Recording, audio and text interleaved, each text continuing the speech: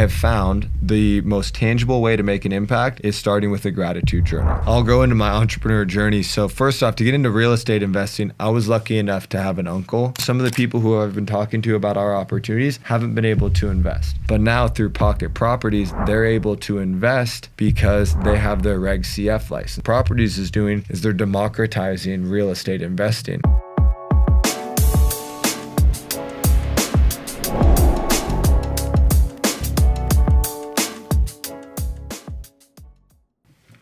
Stay Classy Podcast, episode 88. Here we go. Daniel Hack in the studio with us today. Daniel, thanks so much for coming on. How are you, man? Fantastic. I'm excited to be here. Awesome, man. We're really excited to have you, and I really mean that. I say that every time we have someone on the podcast, and I always mean it, but I mean especially in your case because of some of the content we're going to get into, which is very personal to me. So we're really thrilled to have you on. A few quick notes about Daniel. We're going to let the episode tell the story of his life as much as we can.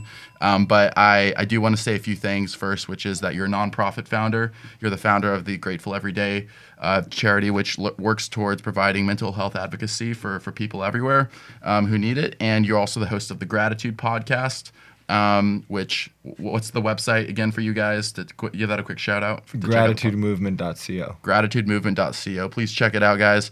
And you've had a number of other accomplishments. You've raised around $25 million in fundraising for various mental health charities, programs, advocacy, etc.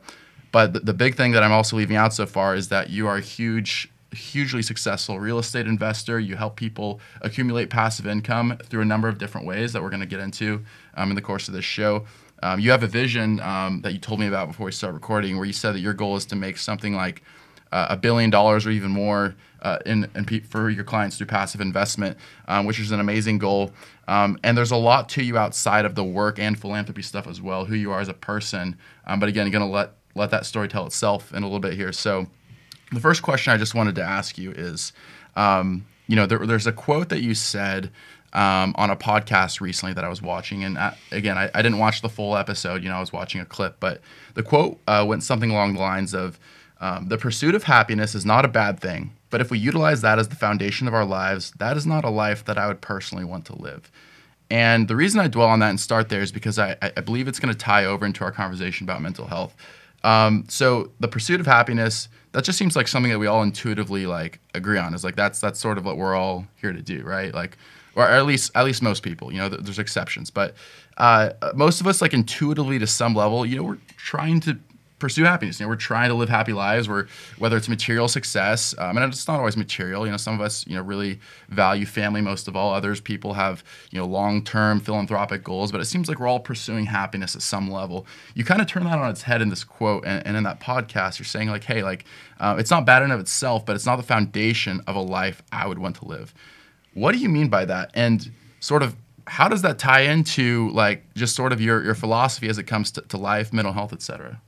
Great question. So I love etymology, so actually looking at the root of a word. So First off, the word happiness is based in happenings, which are things. So those are things outside of yourself. So if you're pursuing your happiness, which is an emotion, it is based off of things that are outside of ourselves. So I win a basketball game, I win a volleyball game, I make a sale, I get the business. Those things, it's a temporary elevation of emotions.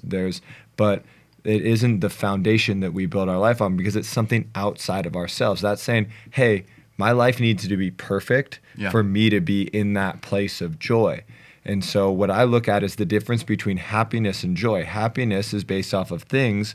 Joy is like being a submarine beneath it, that you can have joy in everything. You can have joy even in the deepest of sorrows or losses, but you can't have happiness in those things. And how do you get to a place of joy is to be in purpose.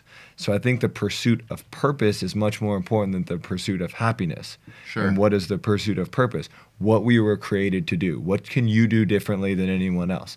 You, with this podcast, you could say, hey, I'm happy when I get Joe Rogan to come on my podcast. Instead, you can say, hey, I am in my purpose because I'm a naturally inquisitive person. I enjoy having conversations. I enjoy building community. I enjoy doing these things because you are enjoyed. You see that the word, you are in joy, ENGOY. that is more of what we're looking at. And then it's saying, hey, and my beliefs are that we have a creator, so I'm created for a unique plan and a purpose. Yes. So if I'm pursuing that, and it can be different in different seasons. Like I started out in tech sales and doing that, and I felt like that was in that season where I was supposed to be. But as I continue to grow in business and different things, that's where I'm supposed to be now, because I'm constantly pursuing my purpose, and that it can change in different time periods of our lives. Yeah, I love that. I mean, what you said, I think, explains itself well. Like, I don't need to rephrase or add anything, but the way I was thinking about it while you were talking is like, it seems like happiness, the way that we've defined it here, has to do with mostly with material considerations and specific like circumstances. So I'm happy under these circumstances. I'm happy given these material considerations. But joy is something else entirely. Joy is something that I won't say is completely divorced from material considerations, but joy is different in that you can actually be in a state of joy in spite of your material circumstances, in spite of the happenings that are going on around you. Exactly. And it can also be like, I think a common thing is also family, right? Or relationship. And that's not necessarily a material thing. That's a relationship. So I will be happy when I'm married. I will be happy when I have a kids. And it's like, no, I'm enjoying my life now. I'm excited for that. And I believe like that I have a desire to have a family and have those things. So yes, it's material, but it can be the different areas of life. Like I look at life in the 5 F's: faith, family, fitness, finances, and fun. And so it could be, some of those other ones. So material does cover a few of those. And the interesting thing is I looked this up once, is there is a difference between the words seek and pursue. Okay. So seek is actually trying to go find. Pursue is to continue along. So I can seek happiness because I still want to do things. When I'm wake surfing and I'm out there on the water, I'm smiling. Like I'm always going to be happy. When I'm playing beach volleyball or I'm with my friends joking around, but pursuing is continuing along. So that's one of the things that I've gotten more clear on is it's not a bad thing to seek happiness and look for things and do things that make me happy, but I want to continue along, which is pursuing joy. Yeah.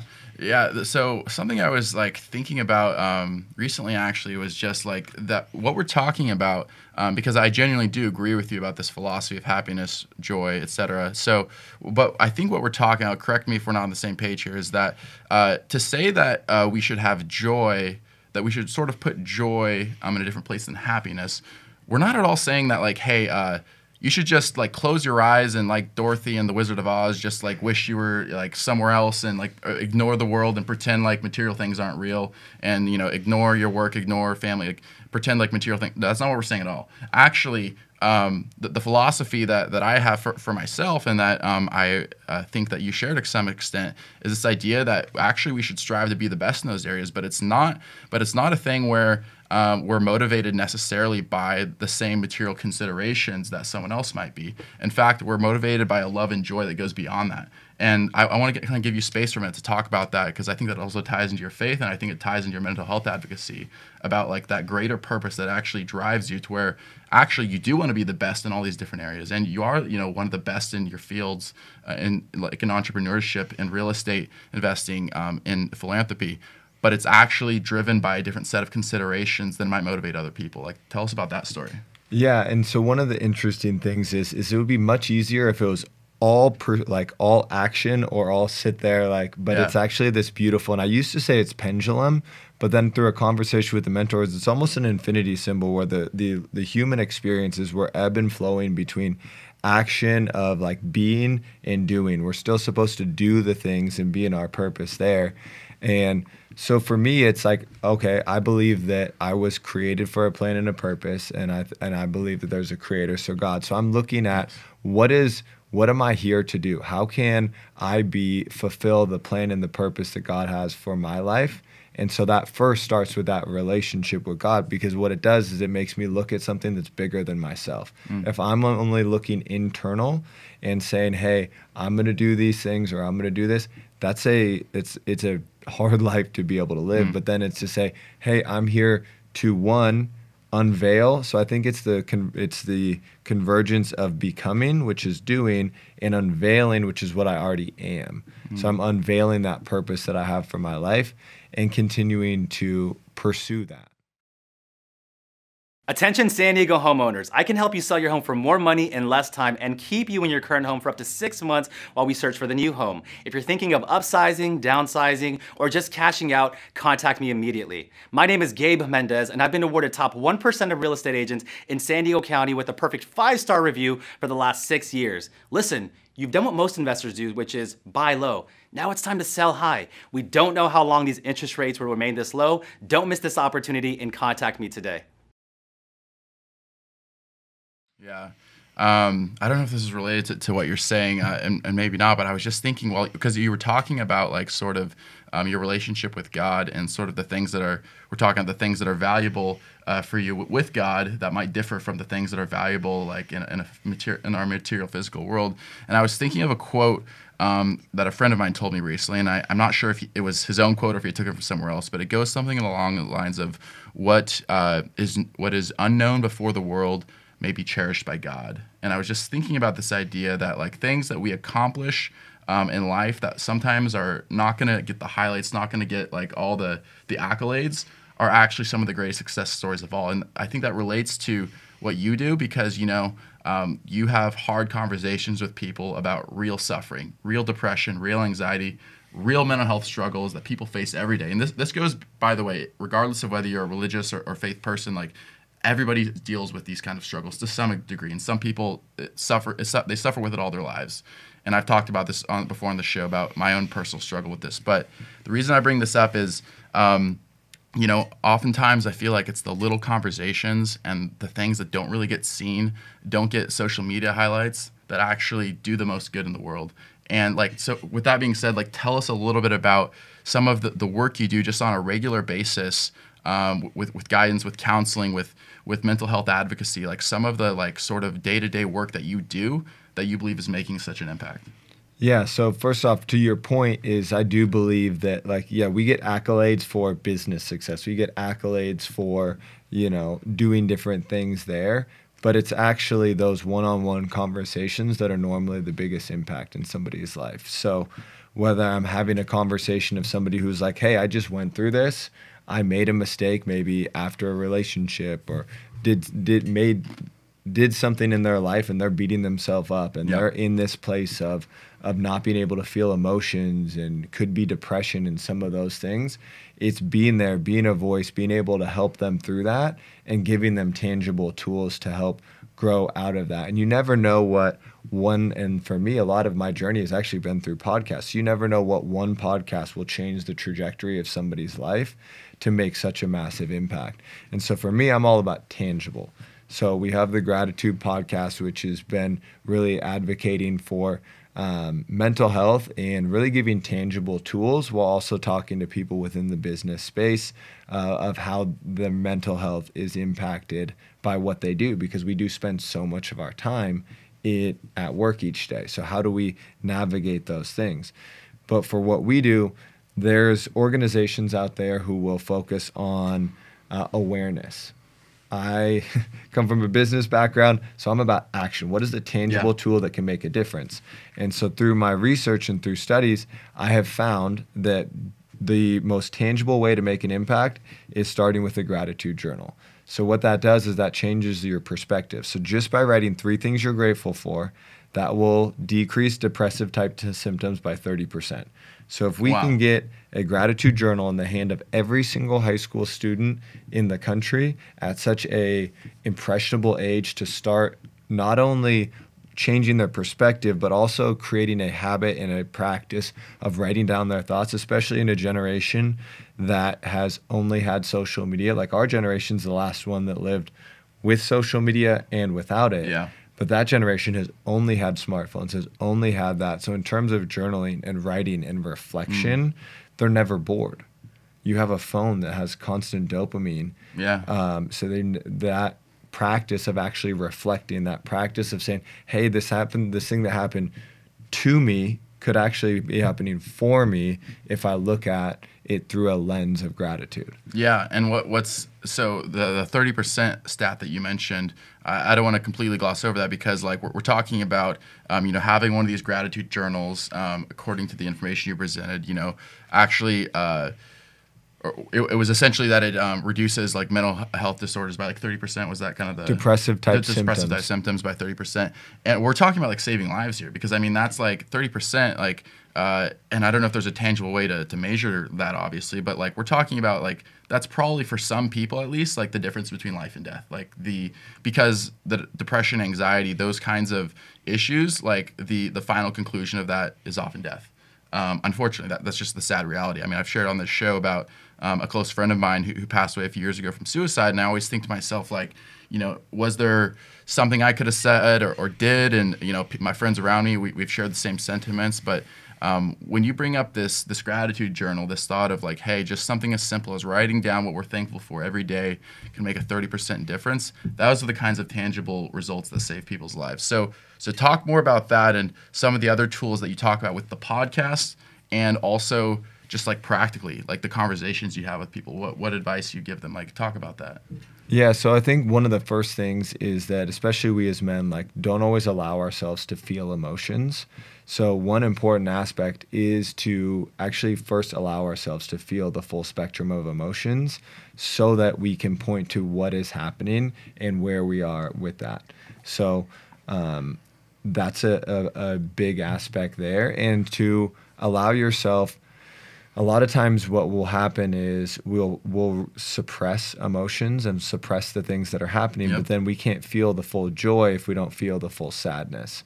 So one of the things that I've learned is that it's really important that we allow ourselves, it's a quote that I say is like, to ride the waves of emotions. So sometimes you're in a wave, like it'll come. I was sitting in a restaurant with my mom, and I just started crying because I had went through a loss recently. One of the three, I don't know if you heard of the Ensenada Surfers. Yeah. Callum Robinson was one of my best friends. And that was the first time that I actually felt depression, because it was something that's impacted my family, which I can go into, but this was the first time that I had actually felt it, because that is actually one of the normal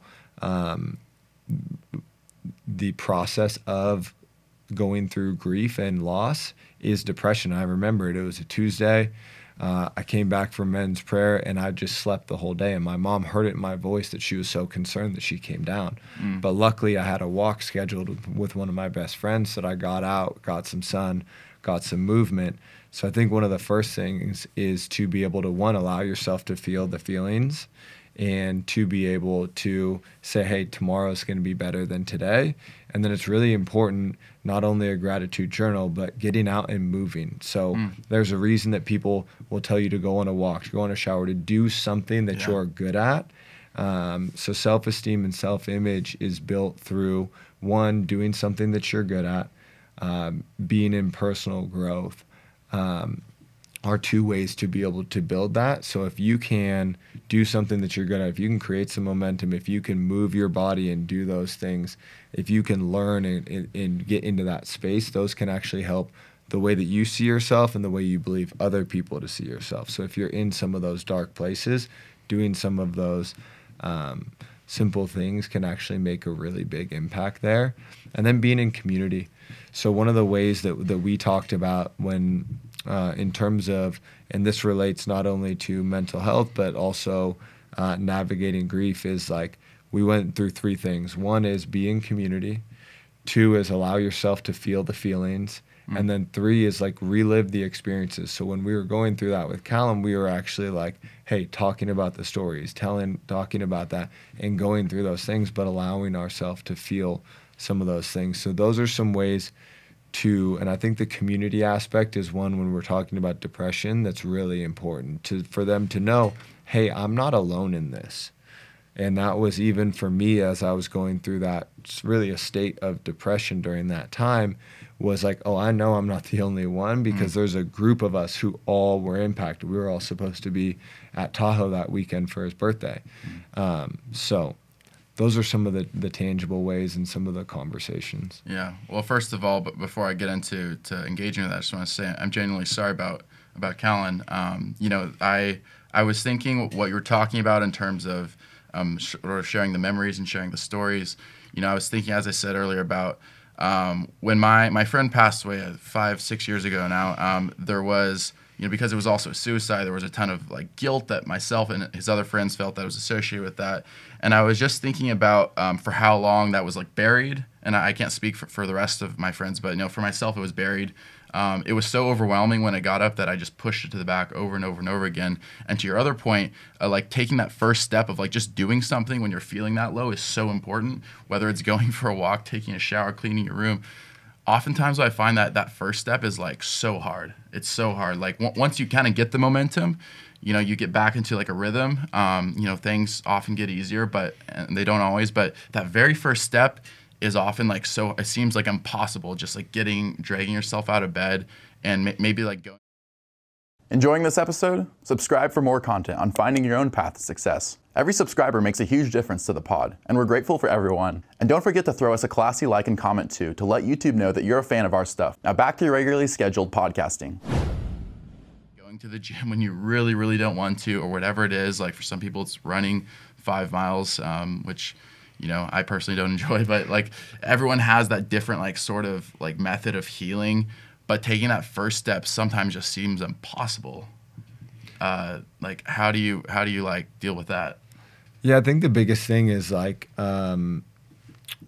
creating something that's like a small and like, hey, maybe going to the gym is too hard, or like going on a run or that. Like I'm just gonna go for a walk, or I'm just gonna go outside. But like creating small and steps that can get you closer to that. Like in the book Atomic Habits, they talk about, hey, the first step, just go to the gym. You can leave, but as long as you go there, what'll happen is you're creating a habit, you're creating momentum, and then you can continue to grow from there to be able to do that. And the other is sometimes we need other people. Yeah. Like I wouldn't have gone on that walk that day if I didn't already have it scheduled, and I didn't want to back out on my friends. So like allowing yourself to be vulnerable and say, hey, whoever that is that's in your life, like, hey, will you come do this in the morning or that? And then if you're that person who knows that your friend is going through that, hey, let's go on a walk tomorrow morning, or let's go to the gym, or I'll pick you up. So it's like you kind of minimize any of the excuses or anything there so that we can be there, because it is a helpless feeling when you have somebody else going through that, because you want to help them, but in some ways they're having to navigate a lot of that themselves, but you can help to facilitate that. And I think as we're going through it ourselves, one of my favorite quotes that I think conveys this is, mold only grows in the darkness. So if we are going to be vulnerable and allow people in, that's where the healing happens. And you'll hear it like, hey, this felt really good to talk about it, but talking and talk therapy is a way that I think people are much more aware of now. I think the previous generation didn't want to talk about it. We'll talk about it. Yeah. But that's not the only solution. Yeah. Like, especially I was listening to something today that talks about men and women are created differently. Yep. Women will de-stress if they talk about something. Men will de-stress if we actually work out and move our bodies. Yeah. So true. Just knowing that, like, hey, what works for me may be different for other people. For me, I love breath work. It helps me to get out of my head. It creates a reset. I also like cold water therapy because that'll have a release. And that's actually another tangible tool, is they've started to study cold plunging for people who are struggling with depression. And it does make a difference because there's a 220% increase past your baseline dopamine that's released. It'll kind of shock the body and get them out of the current state that they're in. And if you can get somebody out of the current state, then they can start to heal from that. And so I think it's really interesting there. And then also health, like we can actually see in our gut microbiome whether or not somebody's depressed. What that tells me is that our health is very important. What we're putting into our bodies is fuel. So if you're wanting to feel better, I love white cheddar Cheez-Its.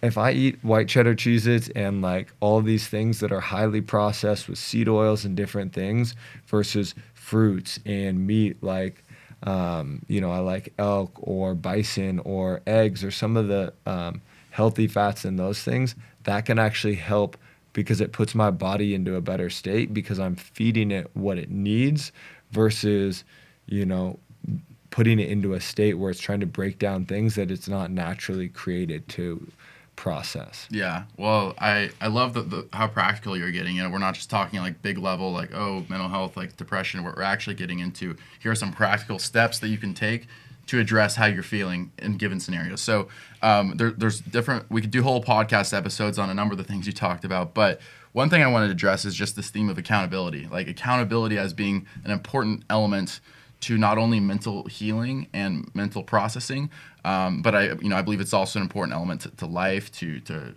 your professional work, to entrepreneurship, and we will get into the entrepreneurship and professional stuff in a few minutes. But I just wanted to talk about this theme of accountability, and specifically accountability has been so important for my own mental health journey, and it's been important for yours from what you've told me. So let's think about this though as in terms of how we can help people around us that might be struggling with depression, anxiety, whether it's schizoaffective or other disorders. There's a whole host of mental health struggles that people help deal with, and previous podcast episodes we've gone into some of those. But what I want to do is just ask you, like, what are some of the practical signs, especially when it's not as obvious, practical things we can recognize in other people that they might be dealing with, real neurological, chemical, psychological struggles, recognizing that when it's not always obvious, and then like the next steps of action. What do you kind of tell people in that regard?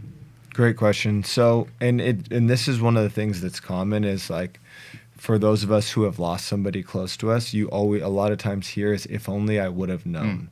So we can't always know what's going on in other people, but there are going to be certain signs. So you'll be able to see like actually a change in the voice a little bit. You'll see less voice inflection because they're more like monotone in a way there. You'll be able to, if somebody was like, hey, somebody that, you see at the gym or doing these things and they're kind of like becoming a little more lethargic and not doing things, that's another way to be able to tell. Okay. But a lot of times I also want to say like, we won't always know because like I said, mold only grows in the darkness. So people won't always share those things. And that's why it starts with, if you want to know where somebody's at, share where you're at. Hey, if you're like, hey, maybe somebody's struggling or I'm seeing these things, if you go first and say, I've really been working through this. This has been really hard for me recently. Like, what are your thoughts on this? Because if you go first, then that opens up the space for them to go. So even if you know that maybe they're in a deeper place than you, by you creating that space, it actually lets them say like, hey, I've really been struggling with that as well. So if you see some of those things, instead of saying, hey, what's going on with you, you can instead say, hey, in my experience, I've been going through this and it's been really hard for me, or something like that. That can help to create. And then I'm all about tangibles, like I said. Like one is to be able to, if you see it in somebody else, like create some opportunities where you get to spend some time with them, where you're outside and moving. And I'm, like I said, the tangibles are, I think about it in three ways. One is, let's look at reflection and growth, which is the gratitude journaling and personal there. Two is, what am I eating? Making sure that we're eating healthy food. So you could even bring them like meal prep or something like that. And then is that aspect of it. And then I think breath work is another way that's a really powerful. Like if they're in San Diego, bring them to Breathe Degrees. What was it called? Breathe Degrees is like a brick and mortar breathwork place. Okay. And they also have some online stuff if you're if you're somewhere else in the country, but there's guided ones that you can find. There's a couple apps out there that have breathwork, and they actually have emotional release breathwork. My friend Ryan Kennedy puts on some emotional release breathwork that can help with that as well. And then also moving your body. So saying, hey, let's go get a workout, or let's go on a walk, or let's get into nature. Like, I believe that we're not actually designed to be in the cities that we're in. Like, it's convenient, it's great, and I love it. But like when you're in nature and you're on a hike, your shoulders come down. You're like, total reset. Yeah, it just feels right. Yeah. And so like for me this weekend, it's been a heavy month in terms of business and life and different things. I'm going to Julian. Shout out to my friend Tyler. He's got a ranch out there. So I'm going to go disconnect from my phone. So that's another thing is like, if you are going to spend some time with somebody, I wouldn't tell somebody who may be depressed to check out from their phone or to put their phone away, because that's going to get their family and everyone concerned. Yeah. But if you're going to go do something like, hey, go spend some time where you can be away from your phone, because our phones are not advantageous to help us to get into the state that we want to be in. It creates comparison. It creates all these things, social media and those things. Oh, yeah. So like I'll do a digital detox this weekend where I'll spend 24 hours and I'll put my phone away. And it feels like 3 days because we're just not used to being away from it. Yeah, and there's a couple things there. One, by the way, is I just want to first of all recognize that, yes, I personally and others listening may have heard of different elements of what you're talking about in terms of like the breath work, the diet stuff, and the other different practical tools you mentioned. But I genuinely, like, a lot of these are unique insights to me. A lot of what you're saying now is stuff that I hadn't even heard of, or just didn't like really know how to articulate in terms of, like, for instance, like, going in nature and like how much of a reset that is. Just like, yeah, like I kind of like, I guess subconsciously like know like, okay, yeah, it's good to go into nature and be around nature, detox, but just some of the ways that you're explaining it like is like super, I think, like unique and like practical oriented. So I just want to acknowledge that. And then another thing that I think is important that touches on something you were saying a little earlier, and I forget how you phrased it, but basically just, well, I think, Daniel, like you would, and your story is your story, my story is my story. We're different people, we have different stories, but I think we would both acknowledge that, just because like we're sitting here today and we're talking about this on a podcast, it doesn't mean that like, oh, we're like better, that we're like, oh, like completely healed. Like this is a lifelong thing, like depression, anxiety. And I don't mean to say that in a negative way. I really don't. I hope it doesn't come off that way. But I mean, like these are real, in my opinion, chemical, psychological issues that, yes, like you can conquer, you can win, but it's not like, oh, we're like better than like, oh, okay, the people who are still kind of like in the depths of it. It's like we're like somehow beyond on a different level than you. It's like, okay, so like, the reason where I'm going with this is that I was thinking about a couple of people. One is a pastor who I forget his name, and I really hope we can find it later. But wonderful man, wonderful pastor. He unfortunately got famous a few years ago because he took his own life, and he spoke a lot about suicide and depression actually, but leading up to his own death. And there was something really sad but beautiful and poetic that he posted just shortly before he died, which said something along the lines of, being saved, being a pastor, being, a leader, all these things, it doesn't mean that I don't deal with this every single day, every waking hour of my life. Like this is like a lifelong struggle. It doesn't mean that you're cured, and on conversely, like just because you experience these feelings, because you experience this pain, doesn't make you any less of a man, less of a believer, less of anything. And unfortunately, he took his own life ultimately. But I was thinking about that, and I was thinking about, and I forget his name, but the leader of the man who does vocals for the band Linkin Park. Are you familiar? Was it Chester? Anybody? Is it Chester Bennington? Something. I think his name is Chester something. But it's just basically he unfortunately also lost his life to suicide. Lifelong struggle. Very open about his struggle. Helped a lot of people. Was universally loved and adored. But I just say this not to bring pessimism or an air of heaviness to the show, but just because that's the reality of what we're dealing with. Like these are life and death issues, and just because someone has overcome a lot of these struggles and is farther along their journey than other people might be, it doesn't mean that you're like that we're better than anyone else, and it doesn't mean that like we're like above that what you're feeling right now.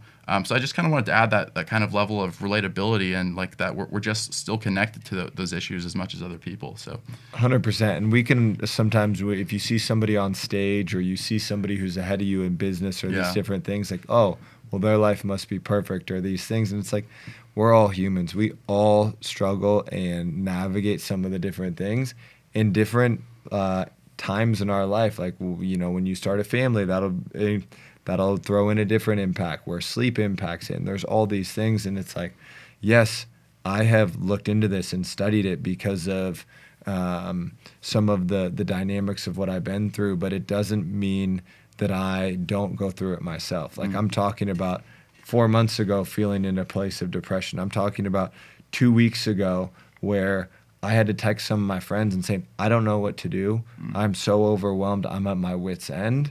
And then being able to continue to navigate and know that tomorrow is going to be a better day. But those are recent things, and I'm continuing to navigate these things, and that's why we don't have an expectation of perfection of other people, but in some ways we can. So I love that you had talked about the relatability of that, and what started all of this, which I haven't gone into, is so depression is something that I have seen around my life since I can pretty much remember. I remember in 5th grade looking up, and my dad actually had 3 different bouts with depression and took his life when I was a junior in college. And I remember in 5th grade looking upstairs and asking my mom why Dad wouldn't come down. And she said, Dad's healing right now, that he's sick. And I said, well, is he sick? Does he have a cold? And she said, no, it's his brain. That was the first time that he had depression, and he had navigated that 2 other times, and the 3rd time he actually wrote us a letter, and it was the dynamic that it continued to come back that eventually broke him. And so he tried to change, and that's why I was like, for me, I like to understand things, and so I'm like, I don't understand why that happened. My dad, he changed everything external. So he ended up between his 2nd and his 3rd getting a divorce with my mom, moving out of Seattle and into Enumclaw, which is that's where I'm from, closer to the mountains. So he had said, okay, well, maybe it's the relationship. Maybe it's the familial stress there. It's not that he wasn't in our lives, but I was in college at the time from the divorce until his death, but he moved out. He could see Mount Rainier, which was his favorite mountain. He hiked to the top of it and could ski every day, and he went remote before lawyers went remote.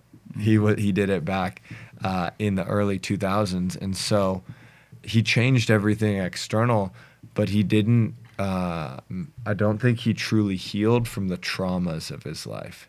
And so what happens is if we don't go back to those dark times, if we don't go back to some of those things, and for me, my beliefs is we can do the work to heal it, but we also have to let God into those places where that is what he kept trying to change everything on top, but he didn't get to the root of it.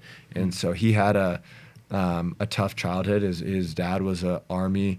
That generation is much different than ours. And he was in the Army, and he was a boxing amateur champion. So you can put 2 and 2 together about how he disciplined my dad. And so he went through some of those things, and I don't believe he truly healed from those. And that was the outworking of that.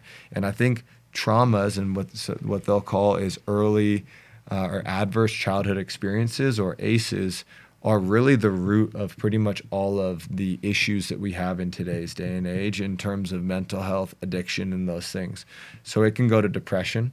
It can go to addiction, where I'm compensating by utilizing drugs or alcohol. It can go to sex addiction. It can go to porn, all of these different things. A lot of people in business, for me, I wasn't an addict, but I went into business to then say, hey, when I make money, then I'm going to be valued, then I'm going to be seen, then I'm going to get loved by doing these external things, and found that it was eventually like empty because I was pursuing happiness. And then I got everything I thought I wanted. I was the top rep in the company. Had the loft condo downtown. I had a glass ping pong table so that people would remember me because I didn't feel like I was enough. And I was pursuing those things, but I didn't actually have the joy or the purpose in my life. Yeah. Maybe you had what some people consider happiness, but not joy. Exactly. At the beginning. I feel like often people talk about suicide victims, people who pass away from suicide, almost in a very defeated way. That person's life was somehow a failure, or that like the story of their life was ultimately one of defeat. I personally strongly disagree with that. And I think that even in the people we've lost from suicide, and I think that everyone listening to this through some degree of connection knows someone who knows someone that was lost from suicide. I truly believe that it's not true. I don't agree that the life was a failure. I think that the way, and I didn't know your dad, you knew your dad. But I think we remember like the love, the laughter, the memories. I think that is a triumph. And I think that carries on regardless of, that there was an hour or many hours of darkness that ultimately, took their life. I think that there's still triumph in that.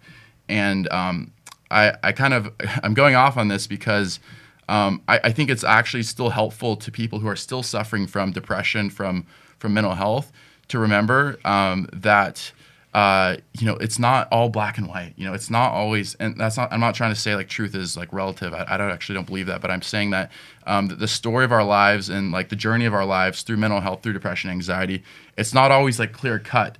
You can be suffering when it doesn't look like it, and you can be absolutely triumphing when it's and enjoying all kinds of personal peace and success when it doesn't look like it. But to say that a person's life was a failure because they made that decision, I just don't think it is accurate, and I think it's harmful to people who are still with us now.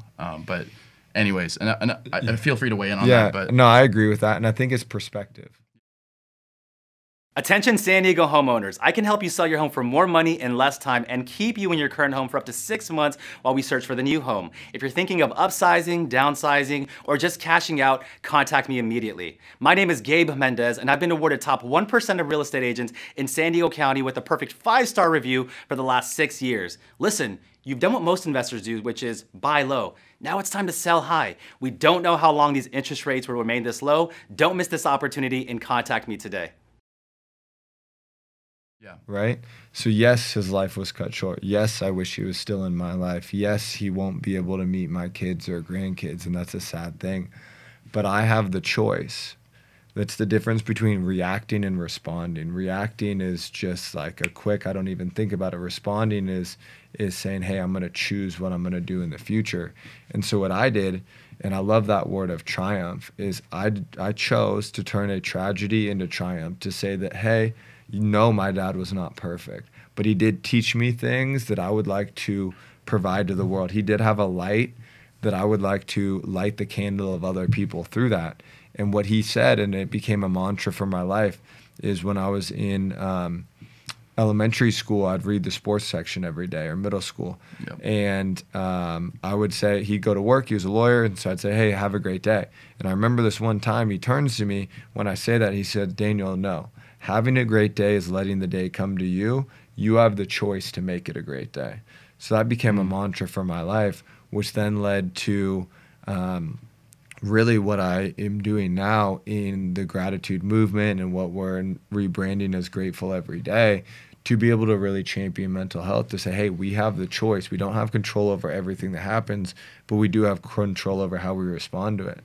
Yes, I would rather have my dad here, but the impact that because I have chosen to turn this into triumph is already impacting other people will reverberate beyond time. And I don't even know all the people that have been impacted through the podcast or different things. Yeah.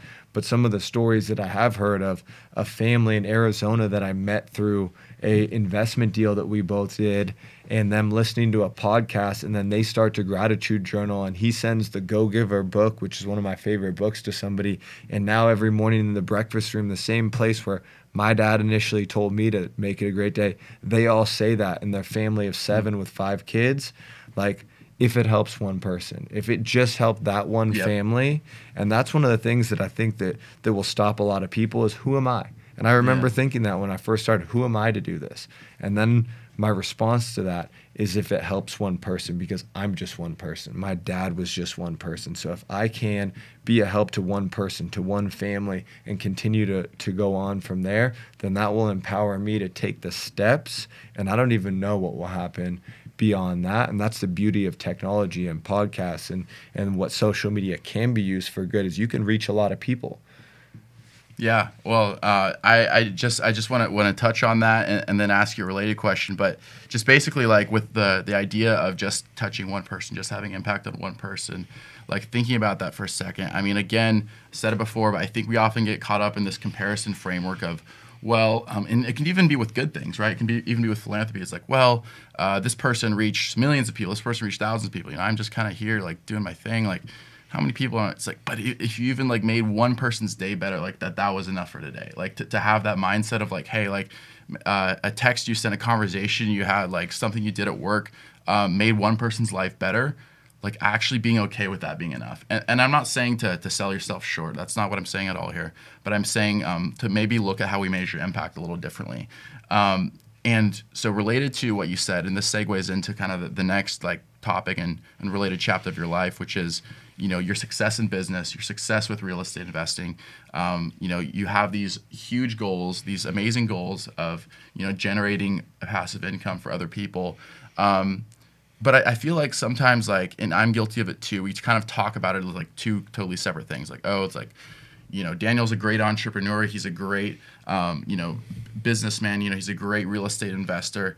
Oh, and he's also running this mental health nonprofit over here, and he's doing this podcast. But the reality is that this is all tied together more beautifully than I can put into words. And what I mean by that is that the principles, like what your dad told you about, let's make today great. You know, like that kind of like motivation, that kind of like inspiration. Correct me if I'm wrong, I feel like that probably propels you in your work, propels you in your entrepreneurship, propels you in your real estate investing, that's fuel to your fire. So talk about like sort of the connection between that, like between those the mental health story that you've told us some aspects of, and like the business story. Yeah, and I think one of the things to think about is like there's a difference between separation and integration.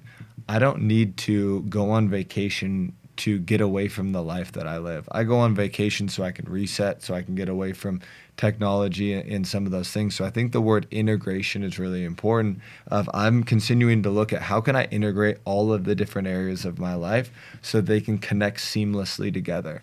So instead of saying, yes, it can be a theme park of our lives and there'll be different themes to the different areas, but there's connections, there's bridges, there's things that make them all work so beautifully well together. And so one of the examples is make it a great day is a core value across the businesses, the family of companies that I have. Okay. And positivity, I mean, I love the Clifton Strength Finders is one of my top 5. So like that is something that inherently that I have, but it's also a part of what I do in business, is a part of who I am.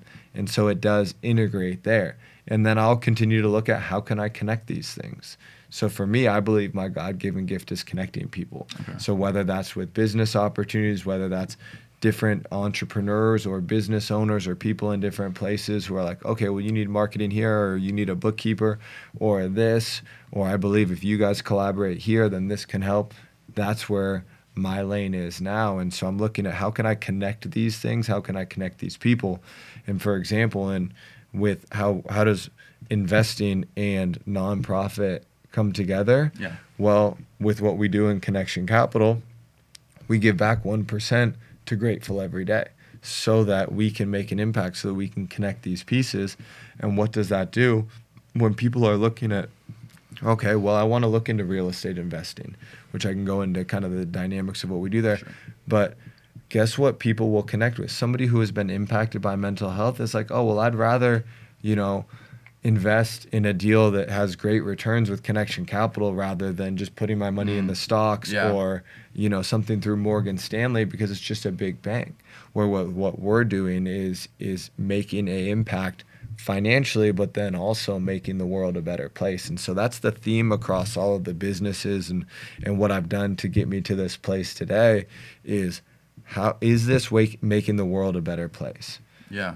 Yeah. So just to clarify, so the name of your main real estate enterprise is Connection Capital, right? And I just want to ask you, like, going into, so you have a career with real estate investing, but there was obviously a moment or kind of series of moments in time you're like, hey, like, not only am I good at this, but I'm actually going to start like entrepreneurship on the basis of this, and I'm going to like use what I've learned to help other people. So talk a little bit about that. Talk about like kind of the entrepreneur Daniel, and I mean, we all already have touched on it in terms, because you're, you know, I feel like founding like, you know, nonprofits like that's an entrepreneurial endeavor in of itself. But talk about that as to do with the real estate stuff, I guess. Yeah, definitely. So I'll go into my entrepreneur journey. So first off, to get into real estate investing, I was lucky enough to have an uncle, a rich uncle. So he got me into real estate investing. So it's what I call income private equity real estate, or through funds and syndications. So they're private deals. So that's what got me into it, which I can go into what that is, but I think it's important to see where I started. Okay. So I read the 4-Hour Work Week. I moved down to San Diego, had an internship that I felt like a fish out of water. I started to think I was stupid because I was sitting behind a computer helping with the social media of finance when I didn't even study finance. I was business management with a minor in psychology. Yeah. But then I read the 4-Hour Work Week, and it lit a fire of entrepreneurship, which is people don't buy ideas, they buy solutions to problems. So that's from a different book. But what it did is that 4-Hour Work Week made me start to think of, oh, I can create a business. I can create a solution. And so I started a street legal golf cart rental company because I had bought a street legal golf cart to drive around the beaches, and ended up doing that and starting Rec Rental Street Legal Golf Carts. And then from there, I was able to be a founding member of a tech company that helps athletic teams and nonprofits raise money with Snap Mobile. And then that's what helped me to get some of the financial freedom to be able to invest in real estate and continue there. And so I had started investing through a company called Horizon that does funds or syndication. So syndication is if you're investing in one deal. A fund is if you're investing in multiple deals. Gotcha. And so how it works with this type of investing is instead of saying, a lot of people think, I'm going to get into real estate investing, I'm going to buy a house, or I'm going to buy an apartment and I'm going to rent it out, or I'm going to get an Airbnb. Instead, what you're doing is you're finding somebody who is an expert in what they do. They're called the general partner. In this circumstance, it was Horizon. They bought apartments by universities and would remodel them and then rent them out to students. Sure. And so then we come in as limited partners, so we get equity and cash flow. So instead of just investing in a stock and getting equity, or a bond and getting cash flow, we get both. So you get what's called, as a limited partner, you have no voting power, so I can't tell them when to send it or when to sell it, but I do get what's called a preferred return. And then whenever they refinance or sell the opportunity, then we're able to get income there. And so what I found is that that's a way to have truly passive income so that we can continue to pursue our purpose. And a lot of people are like, I want to be a real estate investor. I want to do this full time. Great. But I don't think that that's the role for everyone. I think a lot of times we see this comparison of like, I see the Rich Summers and the Brandon Turners and all these people. Yeah.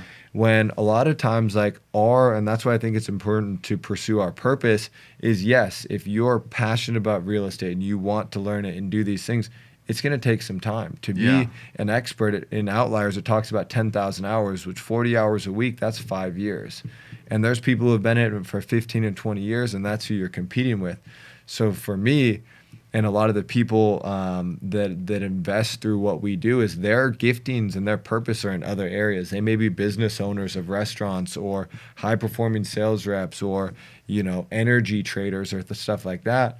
But to truly live the life that they want to live, they want their money to work for them. So then they will invest in truly passive, where we just wire money and then it comes in, rather than going and actually flipping a house like you see on HGTV. But that's a lot of work. If you want to buy yourself another job, by all means, go and do active real estate.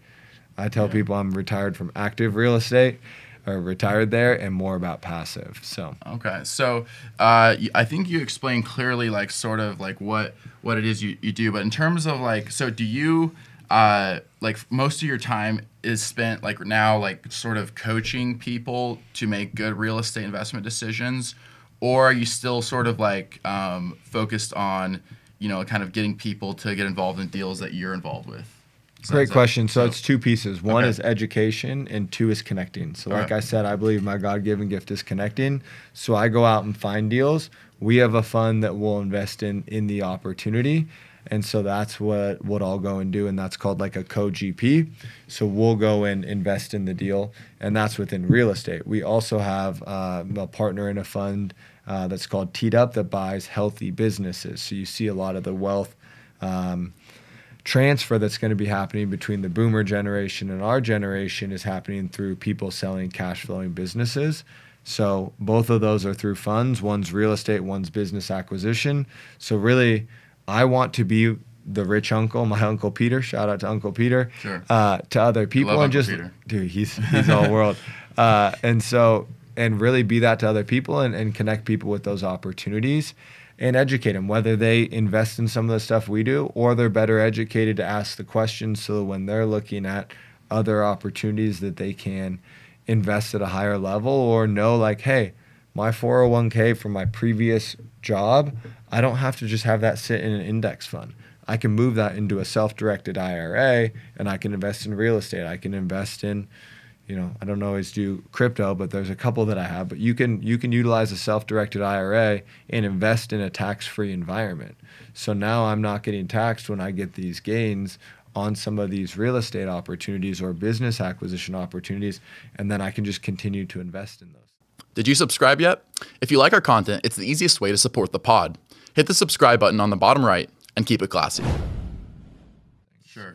Now, something I know we were kind of joking, or I mean, I was serious. I was like, shout out to your Uncle Peter. Like, we, obviously, we're privileged. Like, you and I have had like people in our lives that were, great blessings, great mentors, great influences. Somebody listening to this might be like, oh, well, it's easy for those guys to say, like, I don't have like a rich uncle or like rich parents or rich whatever. Like, I don't have a lot. Like, I don't have time for that kind of thing. But my personal opinion is that, and I would guess that you sort of share this opinion to some extent, is that there's a level at which like real estate investing, like you don't actually have to start out with all the chips stacked in your favor. Like there's principles that I believe that you've talked about already and that you teach people on a regular basis, that like even if you're not like starting out with a lot, you can actually still leverage what you have effectively. So kind of just speak to that and maybe like how you coach people who maybe they don't start out like with whatever, but they can still like leverage what they have to be effective in the real estate market. Yeah, 100%. And I think it's the same thing we talked about even in mental health, of taking one step. Yeah. Right? So one, I completely disagree with I don't have these people in my life, because guess what? Podcasts, books. Books are the innate knowledge of whatever that person is consolidated into 4 to 7 hours. Podcasts, that's one of the biggest impacts on my life have been podcasts, because it's a conversation with two people. Yeah. So the same conversation that my Uncle Peter is having with me, we can listen to other people. So it's actually just a choice. If you say you don't have time, that means it's not important enough, or it's not a big enough priority. Yep. I would ask like, okay, if that person, how much time do they spend on social media?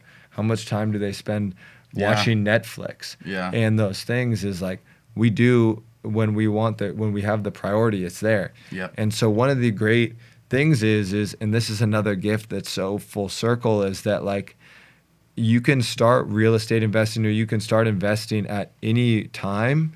There's different opportunities out there. So yes, maybe I'm not an accredited investor. To invest through a fund, you need to have over $200,000 as an individual, $300,000 over the last 2 years, or $1 million net worth, which, to be honest with you, I completely disagree with, because that's saying I can go to Las Vegas and put $50,000 on red, and no one's stopping me from doing that, but I can't invest in a real estate opportunity that's revenue generating because I didn't make enough money.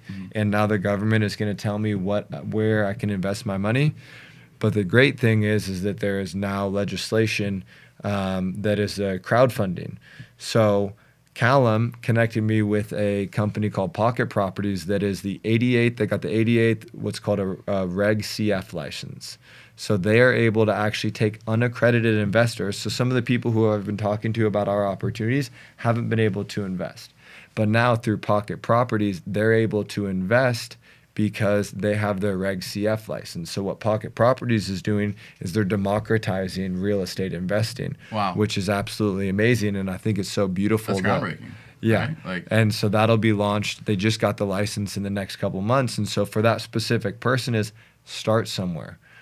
A great book is Secrets of the Millionaire Mindset, and it talks about a budgeting tool. You can look up on Google any type of budgeting tool. You make a certain amount. You don't want to be paying over a certain amount in rent. You want to have something going towards fun, towards your normal expenses, towards investing, and also fun. There should be a fun bucket. If you want to continue to live a life that has financial freedom and prosperity, that's okay to have that budget go up and go spend $1,000 to go spend a night at a really nice place, because it'll expand what you think is possible to be in that environment. You never know what'll happen just by being in that place. Or you can go and sneak into a lot of those places and sit at the pool and grab a towel. My dad and I used to do that, and it'll expand what you believe is possible, but just start somewhere. There's tokenized places like Lofty.ai where you can invest in real estate.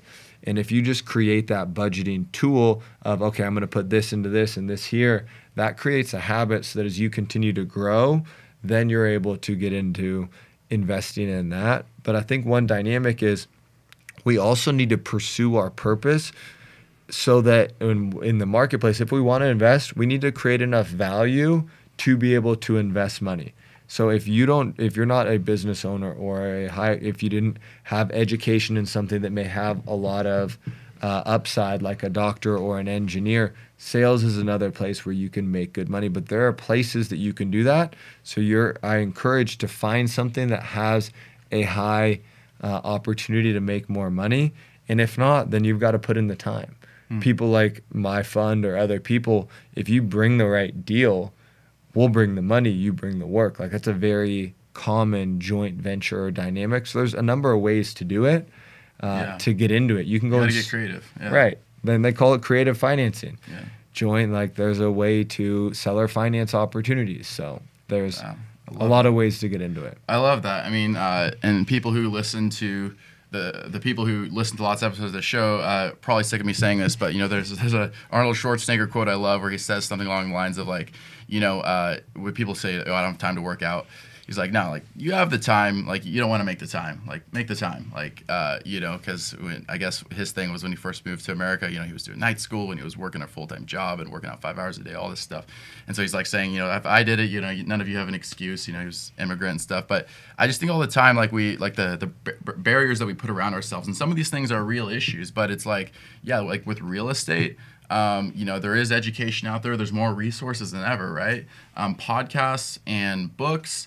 There's lots of people with knowledge to go to. But just as we kind of wrap up this conversation, like about real estate and about entrepreneurship and about investing, like just sort of like moving forward, like, you talk about you have this goal of, bringing passive income to people. I believe that it was like, you want to help people make up to like $1 billion or even more in passive income. But like long term, like for yourself, are there, and I'm sure you've thought of it, like, are there goals, like things, like other than that you really have in mind, like for yourself, for your business, for your philanthropy, like the things that you haven't shared with us yet? Like where do you see all this going? Yeah, great question. So I'm very clear on the vision within the nonprofit and the business. I want to help other people make $1 billion in passive income, and I want to get a gratitude journal in the hand of every high school student. And through that, I think one of the biggest impacts that we can have, and for me, is to actually employ other people. So we do spend so much time in our jobs and in our work.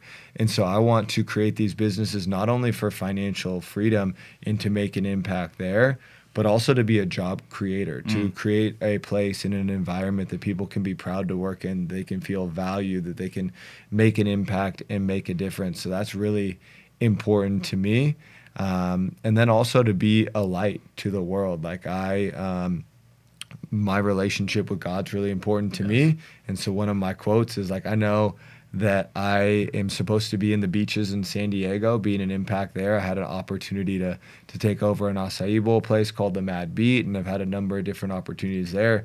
And I say that God's moving in the beaches. It's one of the mantras, because what that means is that I believe that that's bringing people closer to joy. Because if you know that there's something bigger than yourself, if you believe that there is a creator and that you are created for a plan and a purpose, that leads to joy. That's the pathway that I have found. So I want to share that with other people. So those are some of the things: to be an impact to the San Diego beach community, to be a job creator, to help people create passive income and to really make an impact on the San Diego business community that will live on past my life. Yeah, and what I love about what you just said is, like, oftentimes I think people have this misconception about people of faith, like Christians, that's like, oh, like, they don't really care about like what's going on in the real world. They're just kind of like rooting for the afterlife, But what you do is just shows that's so not the case, right? You meet people's needs where they're at, including their material needs. Like you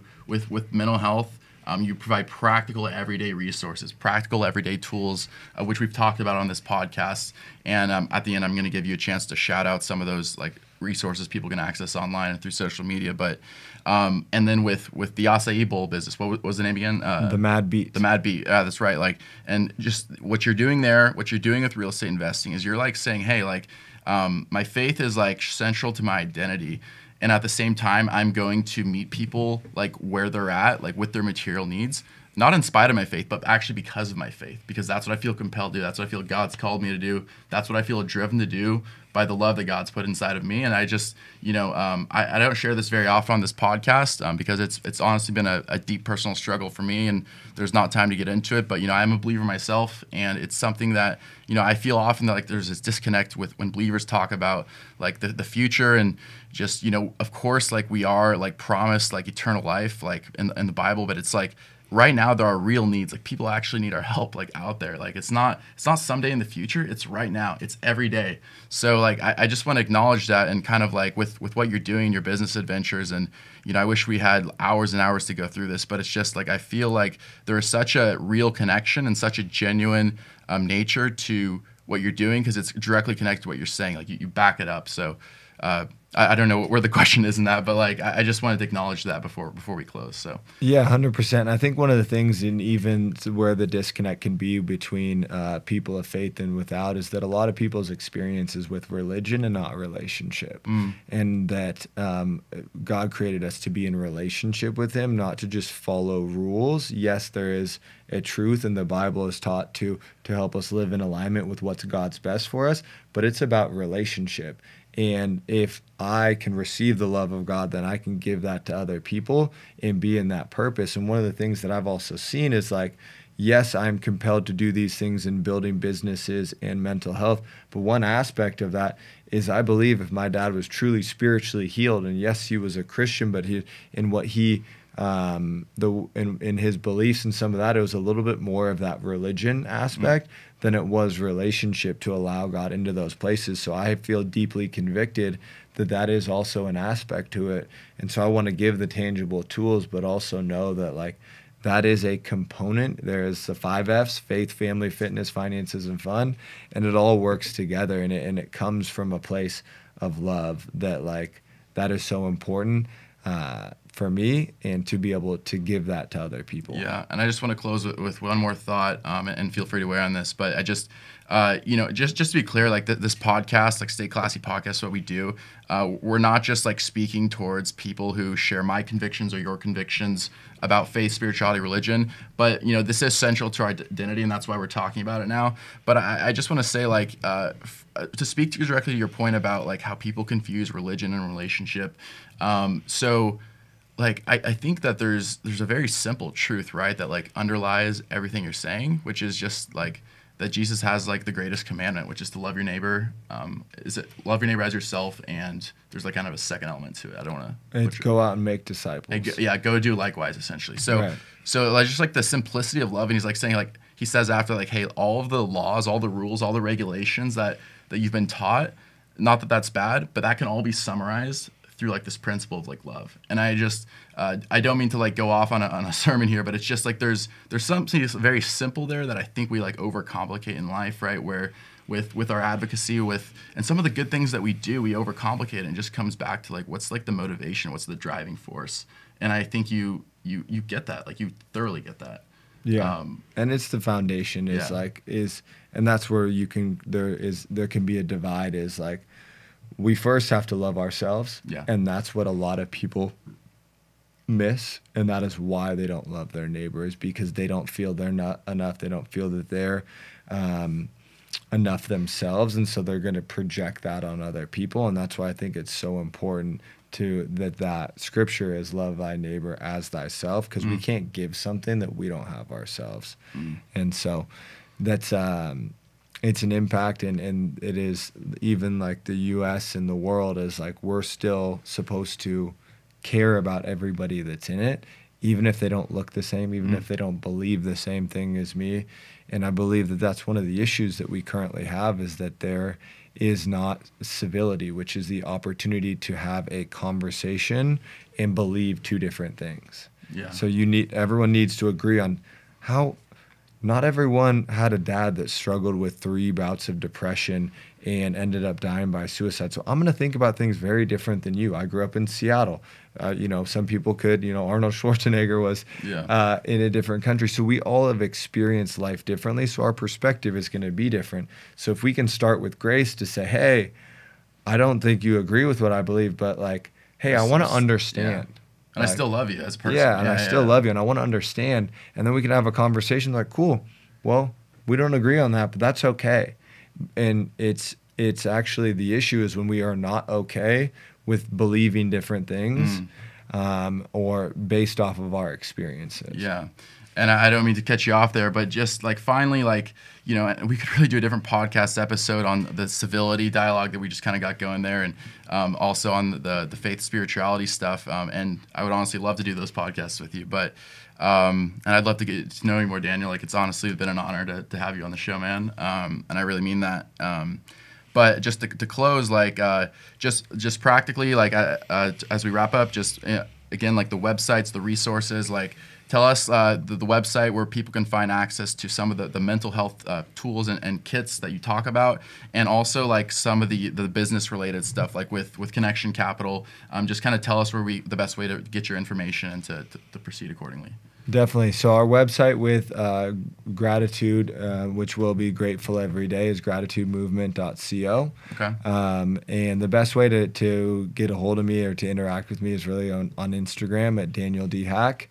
And that's really the connection, of course. My dad jokes are bad. It wasn't intentional to everything there. And then, the business is Connection Capital. Through that, we're also building a community on the app that Alex Hormozi is an investor in school to really build a community and advocate and teach within that.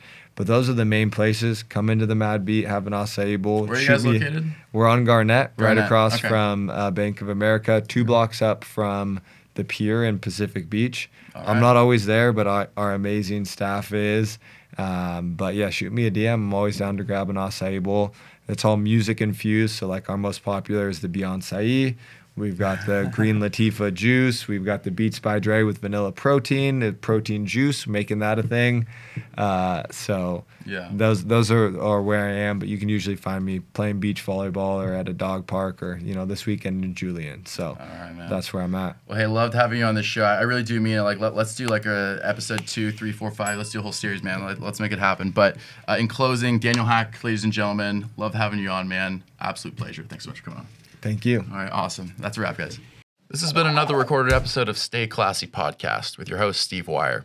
Thanks so much for tuning in, and as always, you can find all of our content at our website at stayclassypod.com. And thanks to our production sponsor and partner, MaxLux Media. You can find them at maxluxmedia.com. Don't forget to like and subscribe to our channel on YouTube. Every subscription helps and goes a long way towards ensuring that we can continue to produce content for viewers like yourself. Thanks so much. Stay classy.